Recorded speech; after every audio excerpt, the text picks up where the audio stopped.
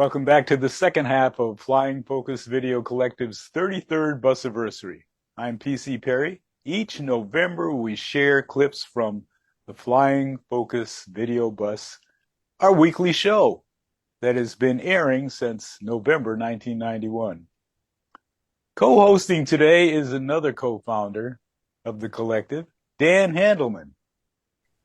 Thank you, PC. PC carries the title of Field Coordinator for the group, and he's been going out to events indoors and outdoors even since COVID hit over 4 years ago to ensure that we can keep bringing information to you that you might not see anywhere else. This show is an exception to our usual format of covering one speaker, topic, or event over the course of 30 or 60 minutes. Instead, we're providing shorter clips from the episodes we made between 2023 and 2024. We cover a variety of issues, including climate, war and peace, community organizing, and more. This comes in the form of interviews, speakers, protests, and other events. Flying Focus has made over 1,000 commercial-free shows in our 33 years of TV. The people we feature usually not only pinpoint problems, but also offer solutions. We enjoy hearing comments about our shows. We'll fill you in with more information about the group, including how to volunteer or support us if you contact us. Visit our website at www.flyingfocus.org. Email us at ffvc@flyingfocus.org. Call us at 503-239-7456, or text us or leave a voicemail at 503-321-5051. Dan is going to pick up again now, talking about a few more shows he worked on in the past year. Hope you enjoy these clips. We're going to start this time with a show that came from my work with another Peace and Justice Works project group, the Iraq Affinity Group. The IAG hosted a live stream event with Iraqi-American peace activist Noor Ghazi in June 2024. Noor's story is deeply personal, but it also reflects the experience of tens of thousands, perhaps millions of Iraqis who lived under sanctions and war, many of whom fled the country after the 2003 U.S. invasion, or like Noor's family, when the Civil War erupted in 2006. It's a story of surviving war and trauma, a story of adjusting to being a refugee resettled in America, and a story of hope against all odds. Just to be clear, though these clips end with her describing her initial feelings about being a refugee, she has embraced her many identities. Ghazi explained that she's been returning to Iraq every year and produced 2 documentaries about Mosul, where the younger generation gives her hope for a better future for her country of origin. The original live stream was 90 minutes long and was directed, like today's Busiversary, by Moss Drake. I edited the presentation down to 2 half-hour video bus episodes, which are available online to watch. Growing up really just under that time of Saddam's regime, the dictatorship of Saddam Hussein. And not only that, it's just like that was not enough, but also living during the economic sanctions that were imposed on Iraq after the Kuwait invasion. The schools were in a dire situation, so we barely have a desk to sit on, and in one desk they fit 5 to 6 students on one desk. Having one pencil, me and my siblings. And then the conversation started to happen about the U.S., whether we call it invasion or liberation or occupation, or the military operations. I'm not here to label the 2003 military operations in Iraq. If I label it whatever I label it, it's not going to change the reality of what Iraqis lived in Iraq, and they're still living up to this day. In 2006, when the civil war erupted in Iraq between the Shia and the Sunni, this conversation became very, very important. You need to be educated, and you need to educate your kids about it, because if they were stopped by a checkpoint and they were asked a simple question of what is your last name, and we have given the wrong answer, you will be executed on the scene. And I finished my high school in Syria. And then as I was finishing my final exams in Syria, we received the news that we will be resettled to the United States in 2008. And that is when I was resettled in the United States in 2008. And in my head, a whole challenge and struggle started in the United States. First, I felt the entire time that I was forced out of my roots. I was taken out of my roots from Iraq to a journey that I did not want. I did not want to lose my friends. I did not want to lose my home. I did not want to be displaced. I don't want to be labeled as refugee. I am not a refugee. I have a country that I want to go back to. One of the most important things we can do here at Flying Focus is to give people tools to be better consumers of media. The last show of mine that we're looking at today does that, while also educating the public about the threat posed by climate change. PC went out and recorded a protest action at the local ABC TV affiliate here in Portland back on February 2. To supplement that footage, I interviewed one of the organizers, Lynn Handelman of Extinction Rebellion PDX. In these clips, you'll see short excerpts from the protest action and Lynn explaining a number of things about it, including the fact that it was held on Groundhog Day, what the media should do when talking about climate versus what they do in reality, and how people can become active viewers by contacting the media about their coverage. You can also see one of the protesters attempting to explain to KATU staff members what they need to do, though they seem kind of uninterested. Parts of the show that aren't featured here, Lynn also made connections between the weather, the economy, and militarism. So here are clips from the show telling the truth about climate change.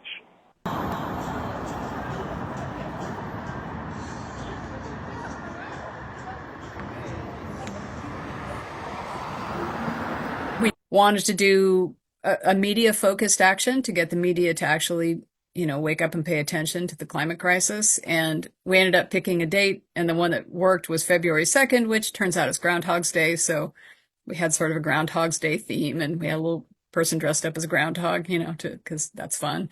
And part of it was in reference to the old movie, the sort of over and over again, we keep like not learning our lessons. So anyway, but it was just the purpose of the action is to get the media to wake up and to get people to focus on the fact that the media is not covering the climate crisis.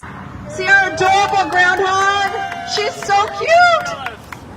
So, this is a very ridiculous, unscientific tradition, but it's adorable, so I'm for it. I think there's several things, and one is, supporting the media outlets that do a better job and reaching out to them and asking them, just reach out to your local stations and say, hey, I watch your news, whatever, but I'm not really seeing anything about or not enough about climate change, and especially if it's specific stories. Also, you can go to any of the stations and sort of sign up or whatever so that you can comment on their stories. Comment on their stories that should have a climate connection and say, why is the climate connection not there? One of the things is it's really important on a local story to draw in the big picture. So, when we're talking about extreme weather, with ice, it's the polar vortex, and that all of this is happening because of fossil fuels, and making sure that there's connections with those. There's a lot of disinformation out there, and so we want to make sure that people get the correct information. 1, 2, 3, 4, 5, media, no more. 5, 6, 7, 8, tell the truth, don't wait. 1, 2, 3, 4, 5, media, no more. 5, 6, 7, 8, tell the truth, don't wait. Welcome back, Barb. I think this is called Bill McKibben, We Must Work Together. Who's Bill McKibben? Well, Bill McKibben was one of the first environmentalists. He's the founder of 350.org and more recently of Third Act with Jane Fonda. He's one of my personal heroes, and I was really glad that you were able to record his talk here in Portland. And here he talks about why old folks need to be supporting young folks in the environmental movement. Thanks for doing it, and let's take a look now. For all their energy and intelligence and idealism, young people lack the structural power to make the change we need by themselves on the scale that's required in the time that we have. There is not time for that generation to grow up and become senators and CEOs. By then, the Arctic will have melted. Okay? So we need everybody. And we need especially, I think, older people beginning to back up younger people. And that's why we started 2 years ago this thing called Third Act that happily, as Cindy and Stephanie were pointed out, has grown spectacularly, grown like Topsy in those years. We have plenty of structural power. I've said on occasion that if you've reached the age where there is hair beginning to come out your ears, then there is structural power also coming out your ears. There are a lot of us, 70 million Americans over the age of 60. That's the population of France. Fair or not, we ended up with most of the money. We've got about 70% of the country's financial assets. And we punch above our weight politically because, among other things, we all vote. There is no known way to stop old people from voting. When we took on the banks last year on 3-2-1-2-3, March 21st, 2023, here in Portland, it was great. They had Bigfoot attended the sort of Sasquatch, angle to the whole thing. In Washington, we had 100 demonstrations in 100 cities. In D.C., where I was, there were a couple of thousand people our age out blocking the entrances to Citi and Chase and Wells Fargo and Bank of America. We're too old to sit comfortably on the sidewalk for 4 or 5 hours at a time. That's just true, So we've gone to Goodwill and gotten every rocking chair in the metropolitan D.C.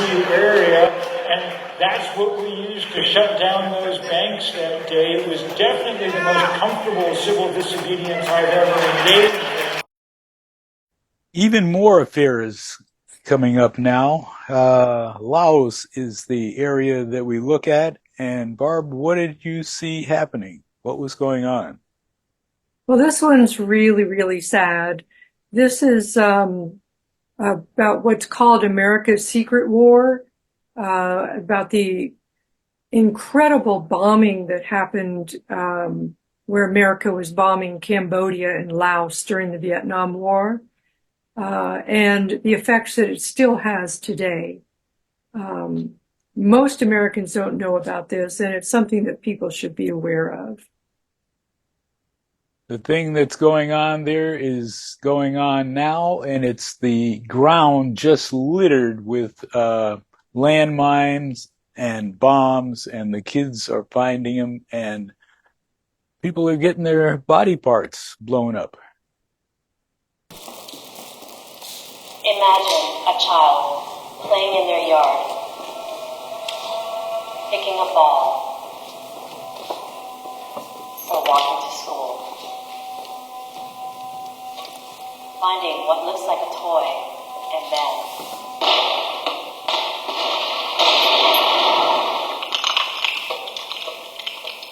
that's what's happening right now in the small Asian country of Laos. 36 years after the last bombing mission in Laos, villagers were still being dismembered and killed by the unexploded ordnance left behind by our clandestine operations. The U.S. has dropped 2 million tons of bombs on a neutral sovereign country the size of Oregon State, the equivalent of a bombing mission every 8 minutes, 24 hours a day for 9 years. We were stunned to learn that nearly 30% of the 270 million cluster munitions that were commonly employed had failed to detonate at the time, leaving over 80 million unexploded cluster bombs littering Laos.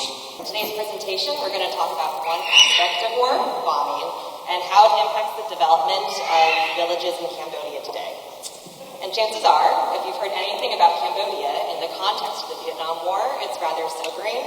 The statistics are really similar to what you heard about Laos. So you're probably thinking of the U.S. secret bombing, in which we flew over 200,000 sorties in a a politically neutral country. Over the course of the Vietnam War, we dropped 2.76 million tons of ordnance, and that's the equivalent of one plane load of bombs dropped every 45 minutes around the clock for a decade. Why did we do this? It started with the secret infiltration of Laos, in which a few CIA officers were going to train and arm Hmong villagers to fight the communist forces, and it eventually enveloped Cambodia. So this escalated into a 9-year war over the Ho Chi Minh Trail. Those are the supply routes and mobile bases built by the National Liberation Front and the North Vietnamese in Laos and Cambodia, the parts bordering Vietnam. And it was a war fought primarily with bombs. We're celebrating an activist. His name was Barry Sutton. I liked this subject matter because it gives us an interior view of what people go through, and they're not statistics. What did you think, Barb? Well, Barry was a very unusual person. He was living on the street for decades and still managed to be an activist, which is hard enough for people living housed. So this is his memorial that was held by Rethinking Psychiatry.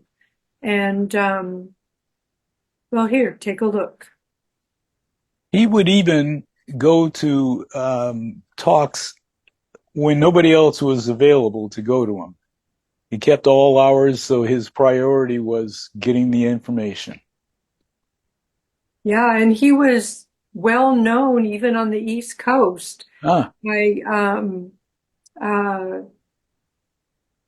people at Housing and Urban Development who work with housing issues for people living on the street.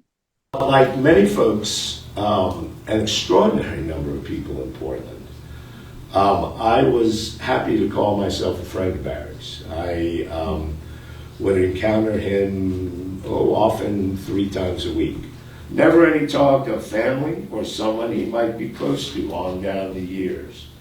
He outgrew his youthful epilepsy, if not necessarily big bad's effect knocking him about, but Pat says he had no seizures as an adult, not till his last days. Agitated or distraught, he rarely lost his touch of grace. Counting himself a follower of most religions known to man, bridled his enthusiasms were not. Making his rounds, he denuded the landscape of litter, his way giving back. An avid trash picker-upper, folks would freak when he went in their yard, maybe even to address the weeds.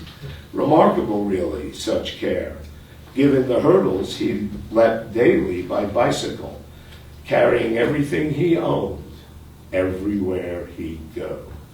A tent, no help, since he had 3 events planned that day.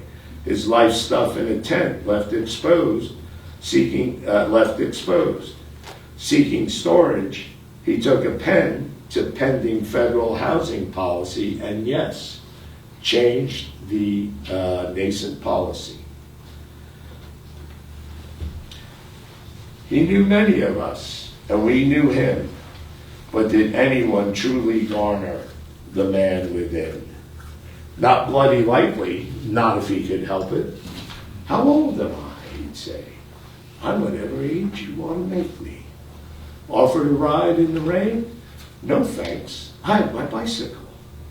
Your question's too direct. He'd stare over your shoulder, and that was that. And he never said where he slept, though morning might find him on your porch.